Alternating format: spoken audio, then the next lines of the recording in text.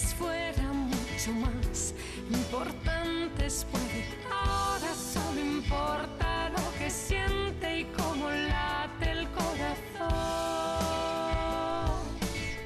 Conecto con mi...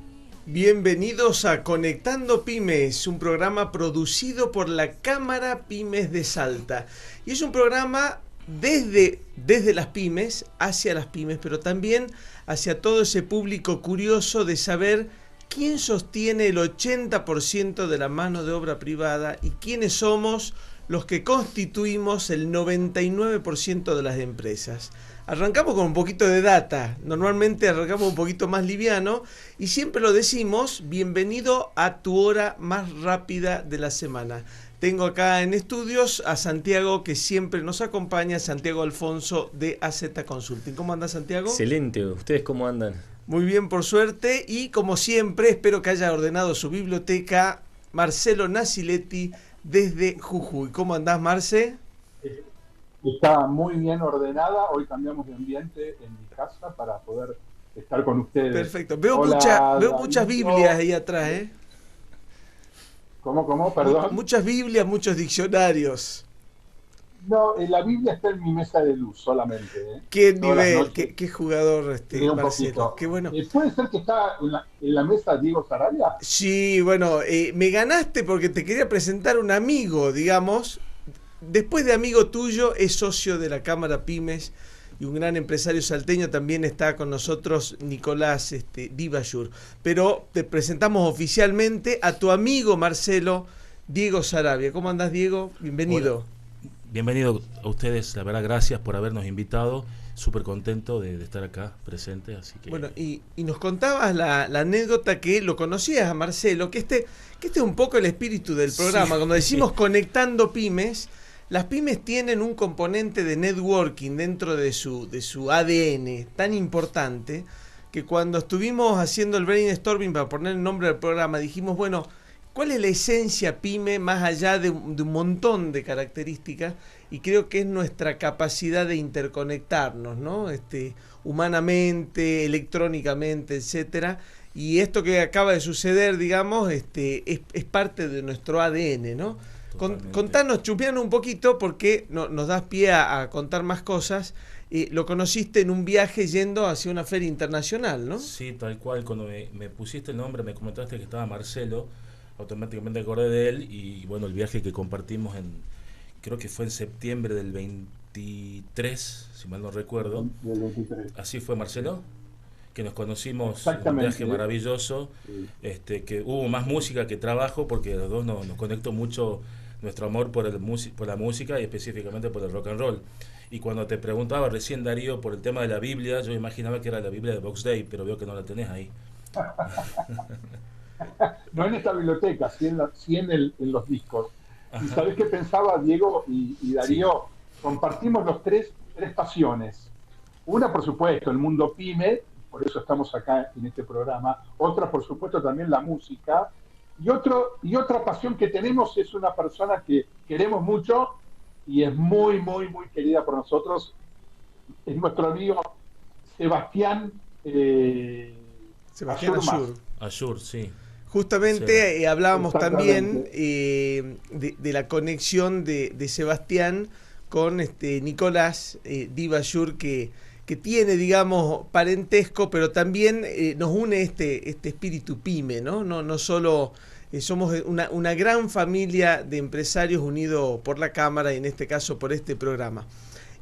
Vamos a arrancar al revés. Estábamos charlando, Marce, con Santiago, que siempre nos queda corta la película, ¿no? Es como que cuando empezamos a hablar de la película, el programa ya se está prácticamente extinguiendo, y siendo que esta película nos da pie a continuar con esta saga de 4 programas que hemos elegido para hablar de inteligencia artificial. Empezamos en el programa anterior hablando sobre la parte más humana, la parte ética de la inteligencia artificial. Hoy continuaremos con un poco de esto, pero nos vamos a ahondar ya más en el uso y cómo puede ser aplicado.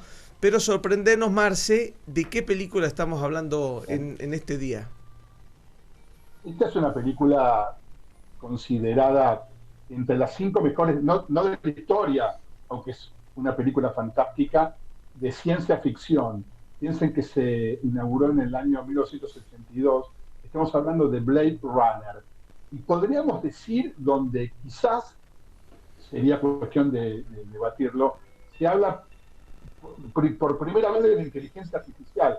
En este caso, en esos, los que vieron la película, ya saben, si no, la tienen que ver, los androides con inteligencia artificial avanzada, y a la cual el personaje principal, que era Harrison Ford, los combatía o trataba de atraparlos. Estamos hablando de una película de culto dirigida por Ridley Scott, otro grande del cine, un director fabuloso, acuérdense de Alien y de Gladiator. Así que a medida que vamos avanzando, vamos haciendo algunas menciones de la película, pero es cuando se plantea por primera vez una reflexión profunda sobre la inteligencia artificial y lo que significa en un ser humano. Así que de eso estamos hablando. Y en algún momento nuestro querido Roger pondrá la música que seguramente les traerá muy buenos recuerdos. Marce, contame un poquito esta película, hoy, digamos, siendo una película de alguna manera ya de 40 y tantos años, ¿dónde se puede ver un remake? ¿Dónde está disponible? Claro, está disponible, probablemente hasta gratuita en YouTube con doblaje al español, o si no, probablemente esté en Netflix o en Amazon Prime, o en fin. Pero como digo, es una película que el que no la vio está, o sea, es como es que estarla viendo si fuéramos que la estrenaron hace poco. Es tan perfecta. Vos decías recién, Marcelo, una cosa que nos da pie a empezar a hablar un poco del tema central de hoy, que es una película de ciencia ficción. Y esa ciencia ficción hoy está casi, está bien que hay un tema ahí bélico, digamos, que ojalá que siga siendo ciencia ficción, pero digo, la parte de inteligencia artificial hoy ya de ficción tiene poco nada, porque la estamos viviendo continuamente. ¿Cómo sentís vos, Diego, esta sensación de que hablamos de una película de 42, 43 años, que hoy prácticamente podría ser un relato de casi una biografía, digamos, y no una película de ciencia ficción, ¿no? Así es, Darío. Yo agrego al contexto que compartió Marcelo con Blade Runner, agrego a un libro que a mí me marcó mucho, que es de esa época también, creo que es del 81-80, que es de Alvin Toffler, se llama La Tercera Ola, y va anticipando un poco lo que va a pasar en los próximos 50 años. Y gran parte de esto, o con otros nombres, lo va planteando. Sí, tal cual como decís vos, suena ciencia ficción, y no es ciencia ficción, es una realidad. Lo que a mí me pasa, yo tengo como trato de ponerme siempre diferentes sombreros, ¿no es cierto?, al momento de poder analizar diferentes situaciones. Entonces, si me pongo el sombrero de Diego Saravia, yo persona y nada más, sin mi profesión, siendo yo en mi esencia propia, es como que un poco la velocidad de los cambios que está ocurriendo este tipo de cosas me deja un poco a pensar sobre cómo va a impactar no tan solo en la humanidad, en la gente, en las personas, sino en cada uno de nosotros de manera individual, teniendo en cuenta factores comunes como los demográficos, ¿sí? De repente creo que la irrupción de esta herramienta de la IA generativa, sobre todo, después hay otro tipo de IA, de repente, bueno, acá estamos con Nico tiene 25, yo tengo 47, sí, correcto. Y si bien nos impacta de la misma manera, cómo lo atravesamos me parece que es diferente, porque yo tengo 47, yo soy de otra generación, obviamente, pero estoy, digamos, si mi esperanza de vida fuese en 90 años, yo ya estoy en los 2 minutos del segundo tiempo. Y Nico está en los 25 del primer tiempo. Con entonces, esto que vos decís, Diego, a mí me sorprendió el otro día, mi hija me pide la computadora y apenas me asomé, había escrito en el chat GPT, tomá el rol de un profesor de latín y corregime esta tarea que estaba haciendo. Sí, exactamente. Yo no le enseñé a usar un chat GPT, lo escucha, pero ya automáticamente ya lo tiene tan incorporado. Es que nuestra generación viene ya incorporándose, ¿sí?, con toda la tecnología. O sea, es como que Yo diría que yo comienzo a disfrutar aún más todavía la tecnología, porque yo me formé sin la tecnología en sí mismo cuando yo iba al secundario, la propia universidad, y hoy lo estoy disfrutando. Yo que vengo ahora hace poquito me recibí de licencia en ciencia de datos, que se relaciona directamente con la IA. Con la IA. Yo soy estadístico de formación, primero y principal, y continúo estudiando para hacer licencia en ciencia de datos. Y lo que estoy viendo justamente es que cualquier persona puede usar IA sin tener que hacer un curso terrible para aprenderlo, ¿no? O sea, nos está invadiendo constantemente y me parece que está bueno que nos amiguemos cada vez más, ¿no? La diferencia va a estar en qué tan profesional o qué tanto conocimiento tiene uno, claro. Porque le puedo decir solamente eso, como dijo mi hija, o le puedo decir de latín en Argentina para tal grado, para tales características, viendo esto, donde las respuestas van a ser mucho más específicas. Totalmente. Y mejores, y le va a dar ejercicios y la va a orientar. Pero está al alcance de cualquiera, es increíble. Sí, y yo aporto lo que decía Nicolás, lo que decís vos, Santi, que la generativa que conocemos todos es muy intuitiva, es como que tenés cierto nivel de intuición o de criterio, ¿no? y te ayuda un montón.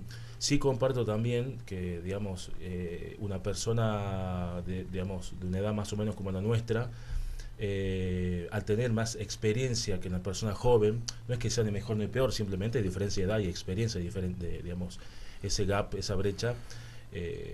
Una persona de nuestra edad, de repente, si tiene un criterio, una experiencia bien sólida, de repente puede ser más potente el uso que le dé a la IA.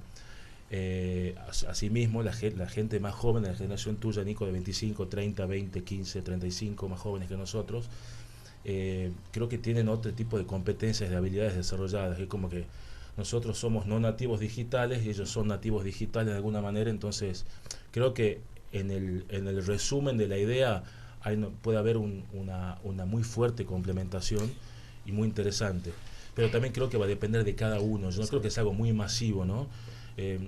La complementación es buena también, o sea, juntarnos con gente más grande, ustedes con gente más chica, es como que se combinan mejor las ideas también y uno aprende del otro, ¿no? Porque no es que por ser más grande, o sea, podés volver y meterte de lleno. Hay gente que está manejando cada vez mejor esta herramienta y no necesariamente es joven, o sea, nos está invadiendo a todos. Nos hablaste, Diego, recién de un tipo de inteligencia artificial. Sí. Creo que también hay cosas que le empezamos a llamar distinto, ¿no? Sí. Esto que hoy hablamos de inteligencia artificial empieza ya desde la Big Data, empieza desde mucho antes con nombres distintos. Hay gente que está recién entrando en tema y la inteligencia artificial la relaciona a la interfaz del ChatGPT. O sea, el ChatGPT, llamémosle, es la inteligencia artificial, pero sabemos que esa es una de las herramientas con la cual interactuamos. Contanos un poquito qué otra inteligencia artificial hay y digamos, y qué más hay atrás del ChatGPT o de estos motores, ¿no? Bien, bueno, lo que conocemos todos, lo que casi la gran mayoría de la gente usa, que es ChatGPT, se llama IA o inteligencia artificial generativa, porque hace generar contenidos, conceptos en base al criterio o a lo que se llama técnicamente el prompt que uno le pide. Mientras mejor sea el prompt, probablemente mejor sea la calidad de respuesta. Y como decís vos, Darío, eso es lo que la gente cree que es la inteligencia artificial, porque está al alcance de todos. Ahora, yo les puedo comentar ahora, y en el contexto de la charla, hay una inteligencia artificial, un algoritmo, que es inteligencia artificial, que se está usando mucho en recursos humanos, en el desarrollo, todavía no está siendo masivo, por decir el desarrollo, se está desarrollando, yo no quiero decir sistemas, porque no son sistemas, no son software, son herramientas, plataformas que te leen el currículum de manera automática. Y ahí eso se llama parsing. Te voy a hacer un paréntesis a nuestro tema central. Nos gusta mucho, como pymes y dentro de nuestra estructura de programa, recorrer brevemente la vida de las empresas que nos visitan, ¿no? Uh-huh. Entonces, contanos un poco sobre Infométrica, uh-huh. Contanos sobre tu empresa, uh-huh. Cómo nació, cómo te metiste y cómo esto al final se termina uniendo con el tema de hoy, ¿no? Bien, bueno, Infométrica nace formalmente en enero de 2012, con ese nombre, digamos, si uno, digamos, lo trata de interpretar, si está un poco en el mundo de los negocios, las empresas, info es información y métrica es una métrica que te mide algo, un indicador, un KPI, o lo que se llama hoy de otra manera analytics o analítica. En realidad es lo mismo con diferente nombre, hoy tiene un peso mucho mayor que hace 13 años atrás. Hacemos hincapié casi en todos los programas a través de Santiago y de AZ Consulting, esta famosa frase, ¿no? No se puede mejorar lo que no medimos, y esta infométrica, por jugar con la palabra de tu empresa, es casi hoy una herramienta que nos puede dividir la subsistencia o no de una empresa. Hoy, si no empezamos a medir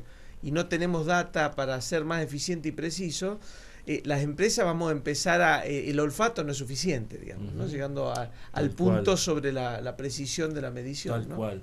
Sí, lo que vos decís yo lo comparto. Creo que el principal desafío, bueno, hay parte técnica que creo que hoy con la velocidad, con la democratización de acceso a datos, no es tanto un problema. Yo veo que el desafío, lo que vos decís, Darío, tiene que ver con una cuestión cultural. Yo no sé si los empresarios, sino, no sé, no me animo a decir los empresarios, pero cultura en general del ecosistema empresario, grande, chico y mediano. ¿Por qué digo esto que es cultural? Porque si empezamos vos dijiste hace un rato lo que no se mide no se puede mejorar. Dato mata relato. Lo que no se mide no se gestiona. O sea, todas frases que si uno se pone a pensar, digamos, sacarse el chip del discurso y la palabra embellecedora, ¿no? Yo digo, es sentido común. Es aplicar el sentido común. Es como que siempre lo decimos, yo soy profe de la facultad de la Católica, de la materia que se llama Auditoría de Recursos Humanos, de hace ya 20 años, y siempre digo lo mismo, y cuando con mis clientes, con gente que se capacita, digo, es aplicar sentido común. Cualquier persona, en general, por supuesto, mientras mejor información y más información tenga, va a estar en condiciones de tomar una mejor decisión, por lo tanto, reducir el nivel de riesgo, de error e incertidumbre. Entonces, a mí me llama la atención cuando lo planteamos en términos personales, te dicen, pero Santiago, obvio que me estás diciendo, es una tontera, una estupidez, una obviedad. Perfecto, ¿por qué no lo pensamos de la misma manera cuando trabajamos con las empresas? O sea, que yo creo, ahí digamos, hablando muy por ahí de mi experiencia, ¿no? Pero creo que el PYME confunde ese dato duro con el dato empírico del olfato. O sea, el sentido común dice, sí, usemos datos, por supuesto, y el empresario PYME cree que tiene el dato. Por eso es como que minimiza, digamos, le da poco valor a la toma de datos más duro, ¿no? Creo que ahí está el cambio cultural, donde hoy los datos que necesitamos son más precisos. Hoy el mercado nos exige mayor precisión porque estamos ante una crisis de escasez de consumo. Entonces ya no tenemos ni una inflación ni un sobreconsumo que me vaya ocultando mis errores de métrica, las ineficiencias. Entonces yo creo que ahí está el tema, ¿no? Es como que si uno habla sobre todo con empresarios más de la década del 50, hay una sensación de que ellos tienen el dato, ¿no? O sea, de cuánto se vende, cómo se vende. En la propia planilla de Excel, en la propia planilla uno tiene datos, constantemente hay información y que uno la puede sacar, pero no está la costumbre o la cultura esa de tomar decisiones con datos, ¿no? Exacto. O sea, no venimos implementando, no nos educaron para tomar decisiones basadas en datos. O de cruzarlo, ¿no? De procesarlo, porque una cosa es el dato simple, es decir, vendo tanto, y la otra es decir a qué hora lo vendo, sumar más información, qué día lo vendo, ¿no? Porque a mí, yo digo, vendí 1 millón de pesos, pero no es lo mismo que ese 1 millón de pesos, el 50% lo hice los sábados, y capaz cierro de lunes a miércoles. Totalmente. Digamos, ¿no? El dato, en realidad, dato e información no es lo mismo, esto es algo técnico, pero el dato por sí mismo no dice nada. Es algo que está suelto, ¿no es cierto? La información es un dato con sentido, con un interés, con algo concreto que yo quiero lograr. Entonces, como vos decís, Darío, el dato sin contexto no vale nada, no tiene valor. Es decirte, hacen 40 grados, por ejemplo, y debe ser caluroso. Creemos que sí, pero capaz que para una persona que vive en un lugar que te hacen 50 grados no es tan caluroso. Digo, el contexto es fundamental para que el dato tenga valor. Y un poco más allá, digamos, un poco abriendo el juego lo que es recursos humanos, que es lo que nosotros somos fuertes en Infométrica, es que el dato puesto en la mesa desnuda situaciones, ¿no? Y eso a veces es duro. Y a nadie le gusta ser, digamos... si pasa por un escrutinio, nos cuesta, digamos, claro, ¿no? Claro, pero es como ahí que... también hay una mala imagen del dato, porque es como el dato el que expone, y es en que realidad el dato es la oportunidad de empezar a construir algo diferente. Si un valor es malísimo, bueno, ya está. No es que busquemos un culpable, trabajemos sobre esa información para ver qué tenemos que hacer para revertirla. Yo siempre digo que hay dos miradas con respecto a los datos. O pueden darnos mucha satisfacción o pueden ser muy, muy dolorosos a la vez. Las dos son oportunidades para crecimiento, las dos. O sea, no es quedarnos estancados porque estamos bien, y si no estamos tan bien, bueno, es la oportunidad de ver qué es lo que está pasando. Y si no hubiésemos recolectado datos o analizado datos, porque eso es lo que tenemos que hacer, es analizarlo, el dato como sí mismo no es nada, hasta que no le da sentido. Ahora, si encontramos que no van bien las cosas, es la oportunidad para crecer también. Las dos son importantes. Ahora, Diego, en esto que contabas vos recién de inteligencia artificial que lee el currículum, ¿no? Sí. Ahora, vos venís de, digamos, de un tiempo de haber leído vos el currículum, y después ahora hay una inteligencia artificial que te ayuda a leerlo. Me imagino que lo seguís leyendo vos o no. ¿Cómo descansás en confianza sobre esa herramienta, digamos? ¿Cómo haces para que realmente tomara una decisión sin haber pasado por tu escrutinio analógico, digamos, ¿no? Yo creo que este tipo de herramientas, puntualmente la que hace reclutamiento, lo que ayuda a hacer reclutamiento, es una herramienta que te ayuda a ser más óptimo, más eficiente, más preciso con tus tiempos. Yo no creo, hasta el día de hoy, hasta agosto del 25, no sé, pero hoy no creo que haya una inteligencia artificial que reemplace a la persona a un selector de personal para elegir una persona. No lo creo, la verdad. ¿Qué es lo que está pasando con esa herramienta hoy? Está en un fuerte desarrollo, se está entrenando, ¿sí? Entonces, hoy, ¿cuál es el uso que se le da a este proceso de recursos humanos de reclutamiento y selección? Lo que pasa es que vos recibís currículums por diferentes portales, canales, te llegan por WhatsApp, por un amigo, por un contacto, por portales que pagos, digamos, en internet, y te llegan uno te llegan en PDF, otros llegan en Word, otros te llegan, bueno, ya no quiero que haya mano, pero bueno, te llegan por diferentes formas y no tienen el mismo formato. Entonces, ¿qué es lo que vos podés hacer con la inteligencia artificial? Es a través de palabras clave que vos como persona tenés que definir en base a lo que el negocio necesita y este puesto necesita como objetivo, como perfil. Tomando ese criterio, la IA te hace un filtro bastante importante. Entonces, esto se suma a la vez que generalmente, excepto búsquedas muy puntuales, generalmente, digamos, sacando búsquedas muy puntuales de profesiones o profesionales que hay relativamente pocos en el mercado, un geólogo, un ingeniero nuclear, viste que son pocos, el resto abundan las profesiones, o sea, hay un exceso de oferta, ¿no es cierto?, en el mercado laboral de muchas profesiones. Entonces, ante un aviso, te llegan un montón de currículums. Entonces, digamos, ver uno por uno, ver uno por uno, es muy desgastante, tu margen de error puede agrandarse, elegir mal.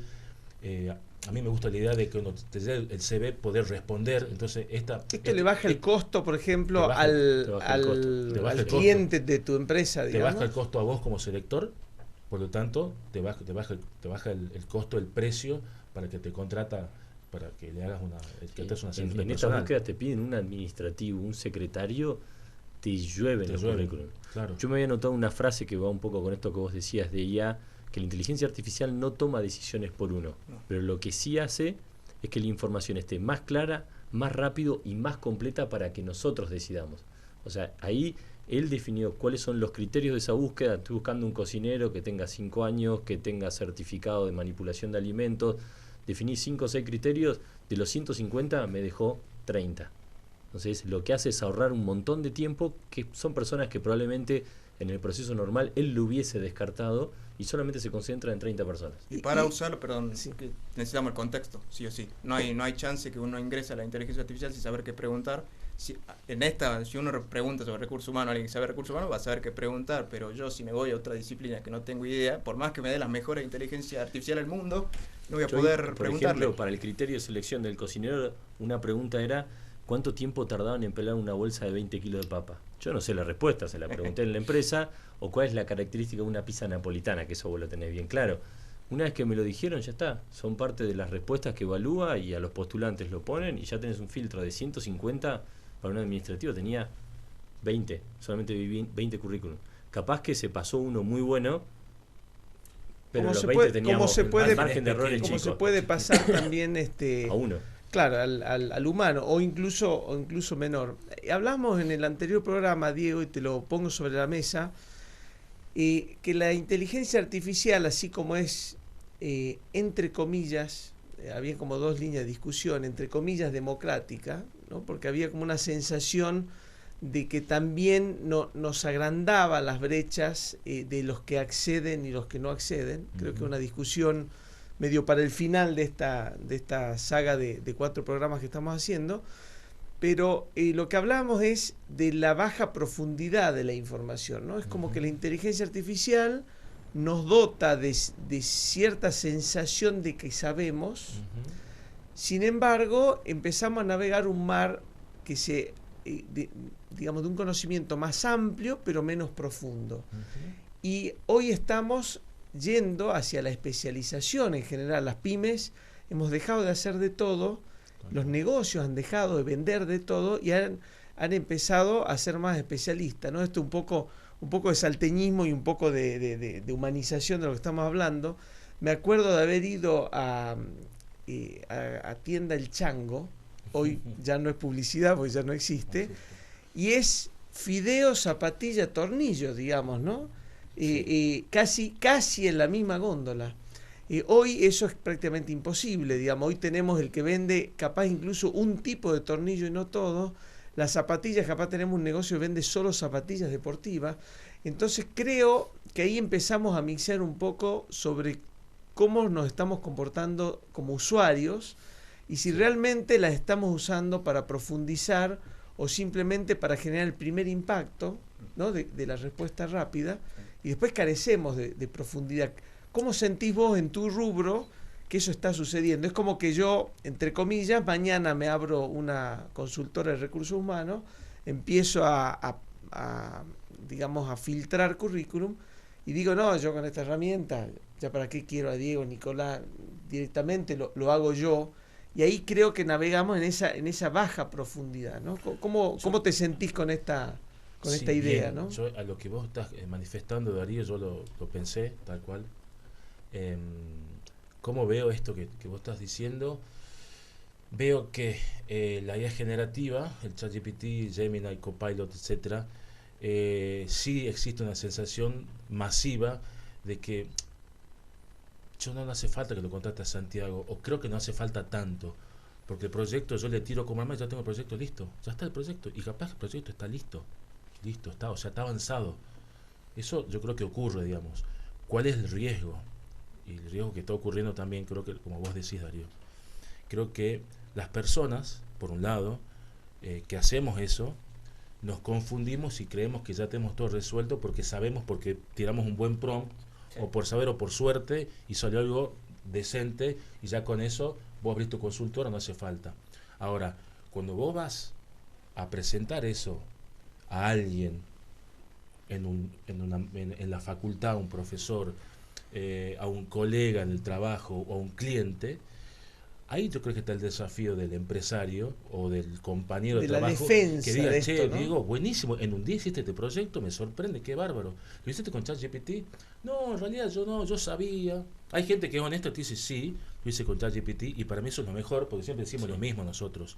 Hoy, no usar ChatGPT, digamos, es un tiro en el pie. Hay que usarlo y hay que decirlo que lo uso. El tema es que no te venda, yo voy a decir, no, mirá, yo lo hice, qué sé yo, claro, explícamelo. En el medio charlamos también sobre el valor que le damos. Es como que no nos animamos a decir lo que lo usamos porque da una sensación de bajo valor, ¿no? Es como, lo hiciste con ChatGPT, entonces vos no sabés, ¿no? Entonces digo, todavía estamos navegando esa parte más ética, donde si es ético decirlo o no, si es ético usarlo o no usarlo en ciertos casos, digamos, ¿no? Será ético, no sé, para un un psicólogo cargar la conversación y que le ayude al diagnóstico. Algunos lo están haciendo eso. No, y algunos incluso han dejado de ir al psicólogo. ¿Cómo venimos, Marce, con Blade Runner? ¿Has tildado ya alguna punta de coincidencia para ir yapando con la trama de la peli? Por hacerme participar, Darío, porque yo los escucho perfectamente, pero no los veo. Entonces, se me hace, no difícil, pero no quiero interrumpir la interesante charla. Como te digo, que la escucho atentamente. Y ahora que me preguntas por Blade Runner, esta memorable película, que tienen que verla los que no la vieron. Vos sabés que hay una frase memorable también en la película que conecta con las pymes, que la dice Harrison Ford en un momento, se la dice al androide: es toda una experiencia vivir con miedo. Eso es lo que significa ser esclavo. Entonces, lo aplico al que lleva adelante una empresa, una chica más grande, mediana, que tiene miedos permanentes, pero el que enfrenta ese miedo deja de ser esclavo y puede hacer avanzar a su empresa y hacerla crecer. Espero que esto haya un poco... no, y ahí te sumo, Marce, cuando vos hablabas, pusiste la palabra miedo sobre la mesa, también el miedo a la utilización del dato y de la herramienta, de decir, che, ¿qué está sucediendo? Es la emoción predominante. Me está grabando lo que yo escribo. Claro, hay gente atrás que me responde. Totalmente. ¿Será realmente un algoritmo o hay un humano atrás de todo esto y le estoy compartiendo datos profundos, ¿no? de la empresa? No había que confiar mucho en ChatGPT porque supuestamente se filtraba tu información. No sé si será real. Bueno, el titular, el dueño, CEO, creador dijo, ojo con lo que escriben, exacto, porque si el gobierno me lo pide, se lo tengo que dar, ¿no? Ahí abrió un temilla de decir, che, lo que estoy escribiendo se está guardando. Claro. Creo que también hubo esa sensación, incluso con herramientas diarias como WhatsApp, y que era un poco esa diferencia Telegram-WhatsApp, que uno era un poco más privado que el otro.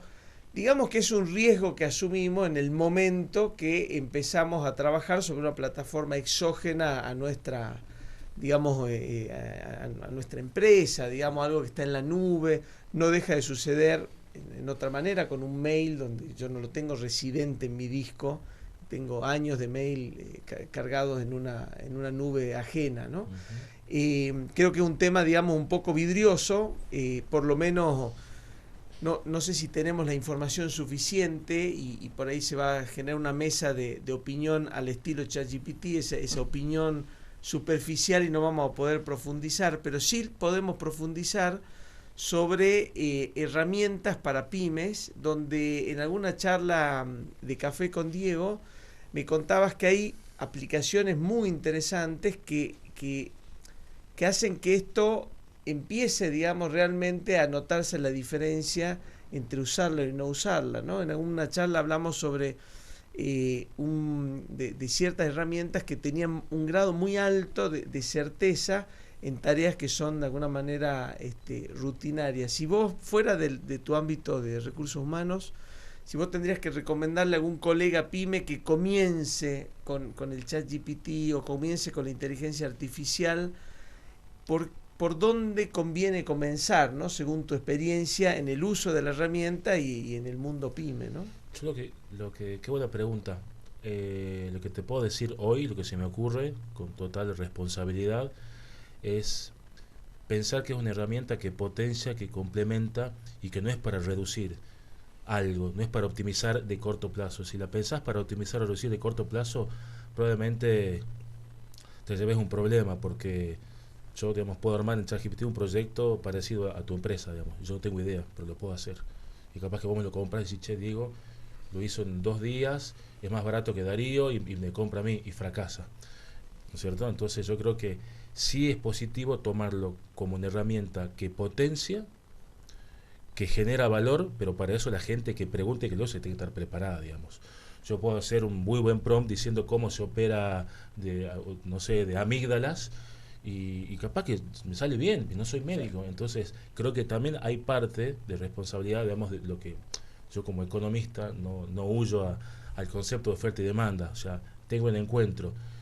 Si vos empresario me querés contratar a mí, proveedor tuyo, Darío, no tan solo pensés en la optimización que voy a generar, sino en el valor que te voy a dar, ¿sí? Si no, es como que si querés acortar camino, probablemente te lleves una sorpresa tal vez no tan positiva. Entonces creo que a los empresarios pymes yo les recomiendo usarla siempre a full, ellos, su gente, capacitar en el uso. Primera instancia, el primer golpe es potenciar, eficientizar tiempos. Después, la mejora de experiencia del cliente, la mejora de costos, la reducción de costos, la mejora de ventas, por lo tanto, la mejora de la sustentabilidad, la rentabilidad, que es por la cual las empresas vivimos, y toda persona vive. Creo que es algo lógico que se va a ir dando, digamos, con ese uso adecuado a hoy, a agosto del 25. Capaz que hablamos en enero del 26 y la respuesta es otra, no lo sé, Darío, pero me parece que va por ahí. Les quería comentar una experiencia personal y lo voy a dirigir a los extremos de esta mesa. Por un lado a Nicolás, nuestro extremo inferior, y por otro lado a Marce, nuestro extremo superior. No muy alejado de nosotros, pero sí marca nuestro extremo superior. Resulta que por el año 95, hace 30 años atrás, mi papá me dice: che, tenés que tomar un curso de mecanografía. Ahí me voy más hacia Marcelo, ¿no? Y dice: no, porque la habilidad de interactuar con una computadora, mecanografía apuntado a escribir en la computadora, no en máquina de escribir, ¿no? La habilidad te va a marcar, digamos, una diferencia entre el que sabe y no sabe. Entonces, mi respuesta, y ahí me voy hacia lo de Nicolás, yo en el 95 tenía 13 años, 12, 13 años, y en el 95 le digo yo: mirá, ya hay programas, en ese momento IBM había sacado un programa de dictado por voz, no, ya hay programas que yo le dicto, escriben por mí. ¿Qué me venía a decir que usted tomó un curso de mecanografía, a esta cosa vetusta de escribir a mano, ¿no? 30 años después, si bien ya tenemos interpretadores de voz muy precisos, que han ido mejorando a velocidad de la luz, todavía no sé si es universal que si yo hoy te presento una computadora sin teclado, todavía no estoy preparado para solo dictar por voz. Estamos hablando hace 30 años, ¿no? Y creo que el ejemplo, ¿por qué lo marco? Porque muchas veces las generaciones bajas, y esto lo largo para que hablen un poco, interactúen entre Marcelo y Nicolás, las generaciones en el arranque pecamos de ese sobreuso de la tecnología, minimizando lo que decía el Eternauta: lo viejo funciona, ¿no? Sin embargo, yo hoy tengo un uso de esa técnica mecanográfica que al final, y sin decirle, tomé el curso igual, un poco también los egos de los jóvenes, tuve la suerte de hacerle caso, aunque sea, digamos, a regañadientes, porque hoy el escribir sin ver un teclado para mí es una diferencia abismal contra cualquier otro pyme o profesional, ¿no? O sea, tengo un uso de la herramienta superior o más profesional que el promedio en general de la gente que interactúa a través de un teclado. Entonces digo, ¿cómo vivís hoy un ejemplo similar, Nicolás, cuando se habla de inteligencia artificial? Porque muchas veces, ¿para qué voy a hacer X si el ChatGPT me lo soluciona, ¿no? Yo te voy a contar algo. Yo la inteligencia artificial la uso todos los días de mi vida. Absolutamente todos. ¿Incluso domésticamente? En realidad, yo soy consultor estadístico. Para mis estadísticas, la agilización por supuesto, yo sé que es lo que voy a preguntar, y luego hay una frase que voy a traer a la mesa. Dice, la escuché, que nos toca el papel de auditores en esta época, de auditores de inteligencia artificial. ¿Qué es lo que hago yo? Yo pregunto a la inteligencia artificial, obtengo la respuesta, pero siempre lo chequeo. Me dio un montón de errores, me dio un montón de posibilidades que no eran, y yo lo estoy disfrutando en este caso, y ese es el gran tema, auditar. Y usando este ejemplo que di yo, metafórico ya, sí, después de 30 años, digo, qué fiaca dictarle a la computadora y después tener que corregirle. Para eso lo escribo yo, ¿no? No da esa sensación en algún momento de decir, che, ¿para qué prompteo acá si después voy a tener que leer todo de vuelta y hacerlo? No estamos también un poco discutiendo sobre hasta qué punto esa auditoría permanente no nos cansa más que la generación directa, digamos. Lo que pasa es que hoy en día está saliendo la nueva disciplina, la ingeniería de prompts. O sea, el prompt del prompts. O sea, vos le das un prompt, actúa como tal persona para que sepa, por ejemplo, de lingüística y que te corrija. O sea, y vos la generación de un prompt hecha por la misma inteligencia. Correctamente. Digamos, ¿no? Yo en un chat de ChatGPT le dije que solo me genere prompts para, en este caso, para infométrica, por ejemplo. Yo también tengo un prompt que es hacedor de prompt. Exactamente. Solamente hace prompt. Correctamente. Solamente y es más, en esto que decías de dictar, a mí una de las cosas más tediosas en tiempo, pero que más me gustaba hacer es cuando tengo que hacer una propuesta de trabajo. Claro. Porque uno lo piensa un montón y pensás 6 meses, imprevistos, entregables. Me llevaba 4 o 5 horas y lo pateaba porque era algo que te llevaba mucha cabeza y tenías que tener el tiempo continuo de hacerlo. Hoy lo hago mientras voy en el auto hablando. Usando en el chat GPT usando esta tengo un herramienta prompt que es exclusivo para hacer presupuesto, que conoce cómo los hago, entonces voy diciendo, bueno, estoy en el rubro tanto, a la empresa le pasó, bueno, me hace preguntas, le digo, preguntame por si me olvidó algo, me va preguntando, bueno, dale el formato que a mí me gusta, llego a casa y ya lo tengo en Word. Digamos que para tu trabajo tenés que vivir en la caldera más o menos, porque si no, si vivís Como muy siempre céntrico... cuando haya buena señal a veces, porque si no, no te da. Claro. Y ahora ChatGPT te conoce a la perfección, o sea, Sí, sabe todo sí. de vos, porque tiene ahora implementada una memoria a largo plazo.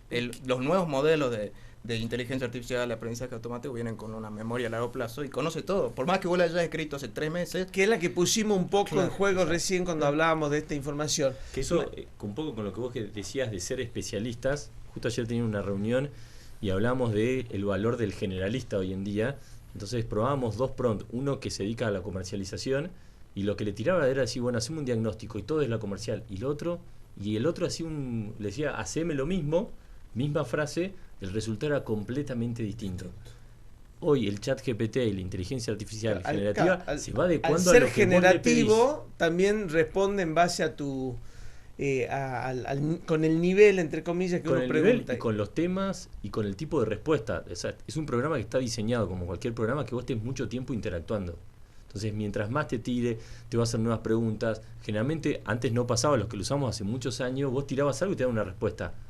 Hoy la mayoría de las veces termina con una pregunta. Te dice, ¿querés que te haga el gráfico? Sí. ¿Querés que te lo pase Bueno, a PowerPoint? También creo que por lo menos ChatGPT necesita retroalimentación y también seguir vendiendo. O sea, digo, no te salgas de acá, que yo quiero seguirte generando cosas, porque eso también, existe un negocio. Imagínate cómo es la mente. Uno quiere saber y saber y saber. Sí, es una máquina que no va a parar de preguntarte constantemente y un ciclo que vas a seguir preguntando y no te va a cansar, ¿verdad? No es alguien que va a decir, no, hasta acá llegamos. No, exacto. Eso es. Y Marce, con esto que tiramos recién sobre la mesa, ¿qué pensás vos en tu experiencia y como usuario también de inteligencia artificial, que son cosas que por ahora no están siendo resueltas por la inteligencia artificial, ¿no?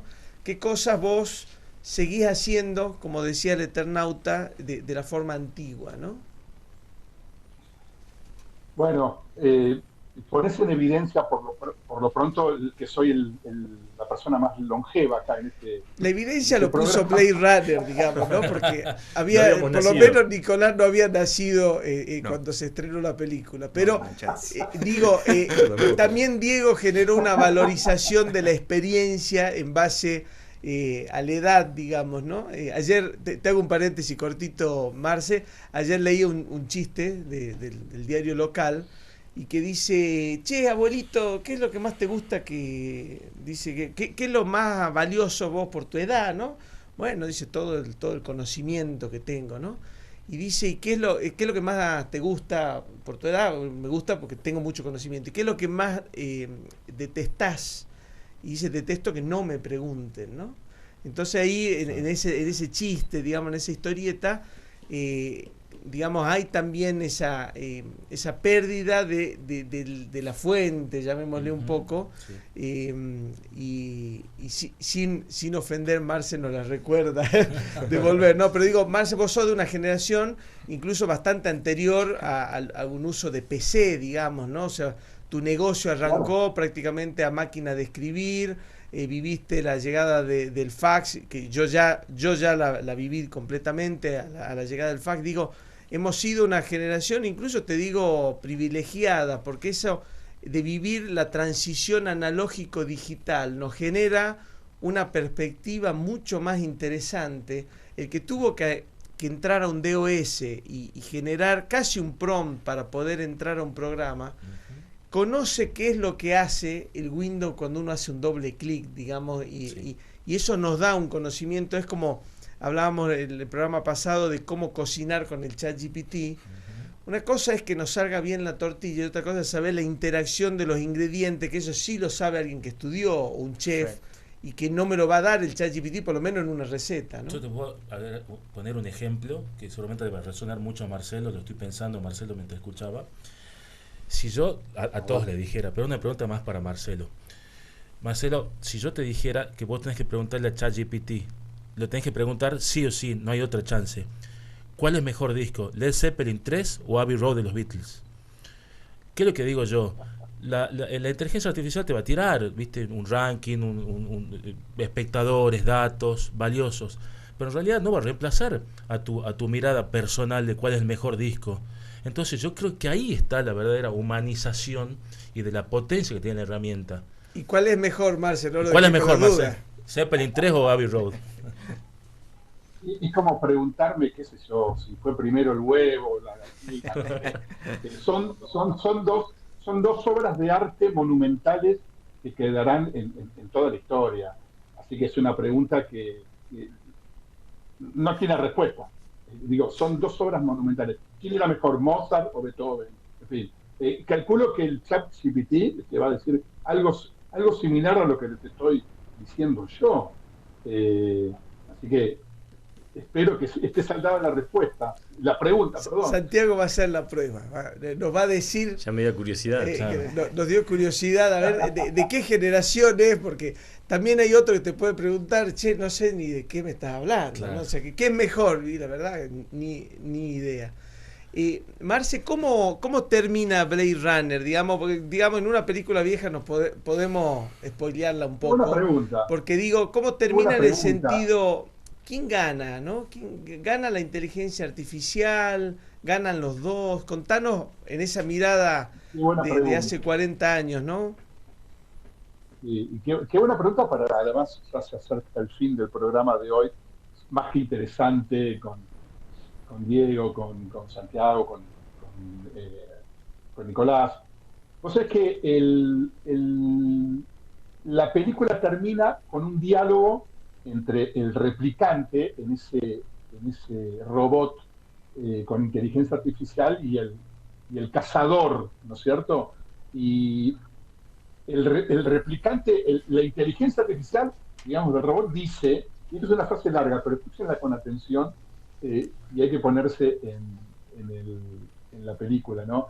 Él dice, he visto cosas que ustedes nunca creerían. Atacar naves en llamas más allá de Orion.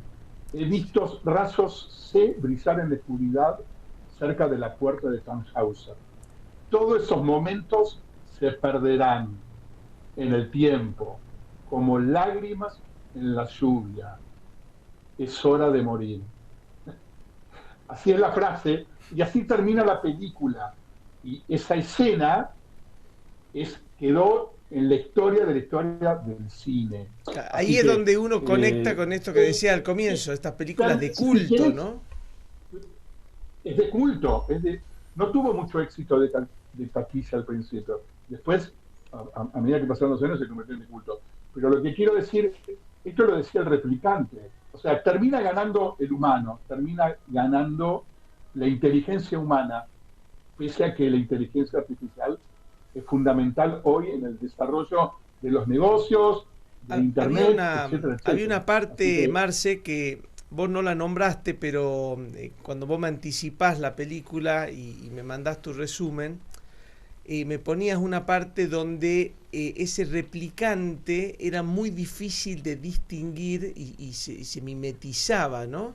Y lo hablábamos recién sobre cuando te preguntan, ¿y esto lo hiciste vos? Y no, porque estamos en esa duda. Bueno, ya los que estamos todo el día probando y midiéndonos de alguna manera con inteligencia artificial, empezamos a reconocer algunos patrones de prompt flojos, digamos. Totalmente. O incluso imágenes que se generan con ciertos niveles de patrón y uno sabe algún tipo de respuesta, digamos, ¿no? Vos ves los alumnos Sí. que te largan respuestas hechas con ChatGPT Sí. y decís, ni leíste ni estuviste en clase, porque no tiene Tal cabida cual. eso.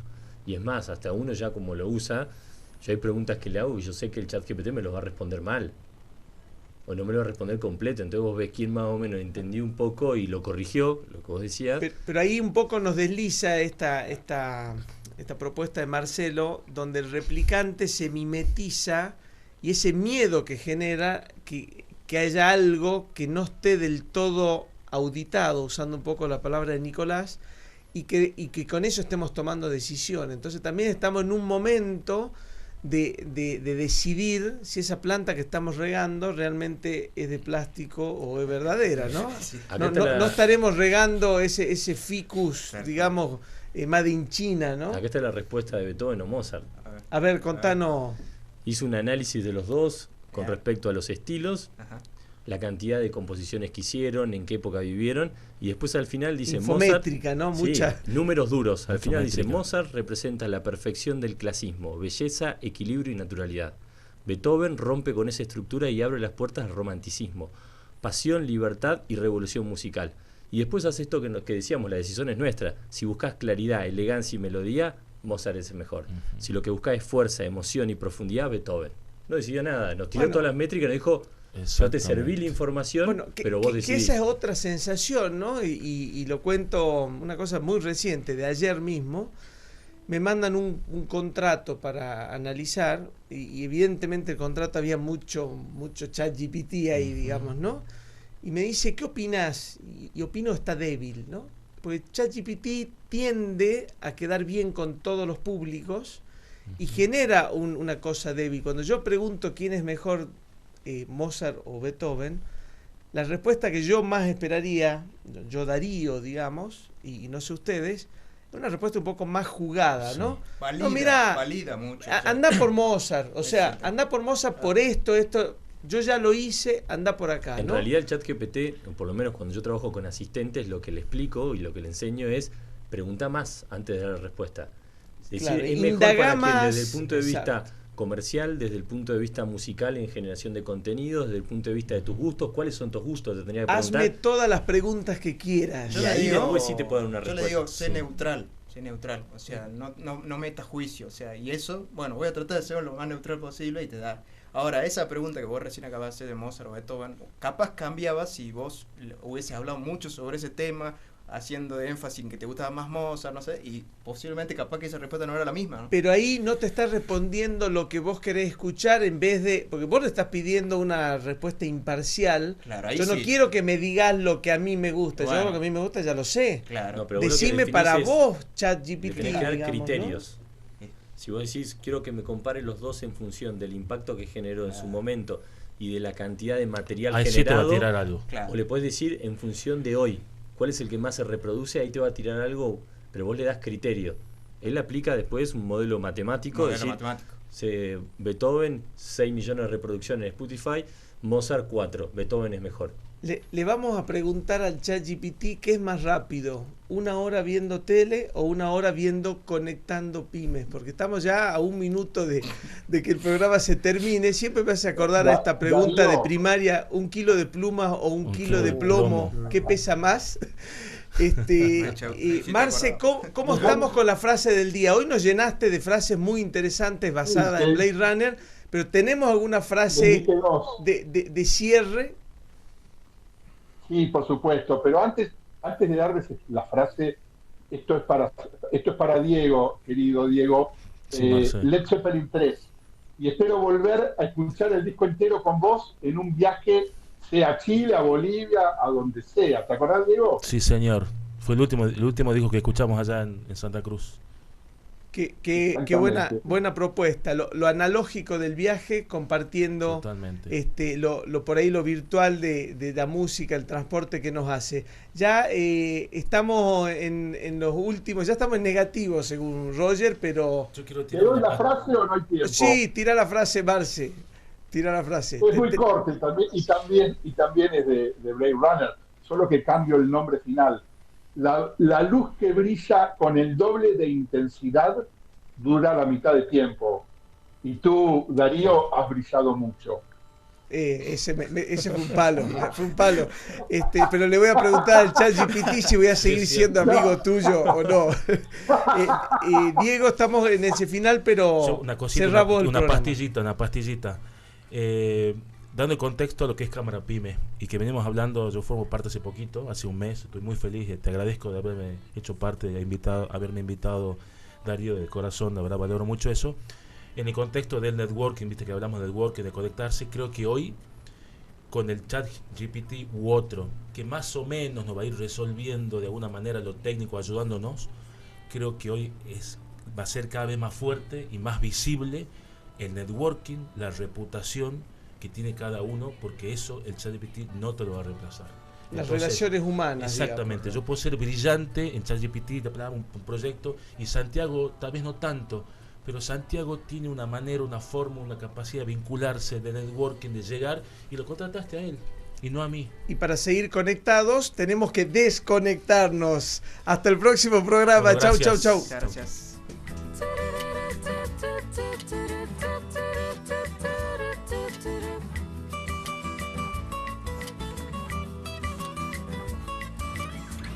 Tienes miedo, pero avanza un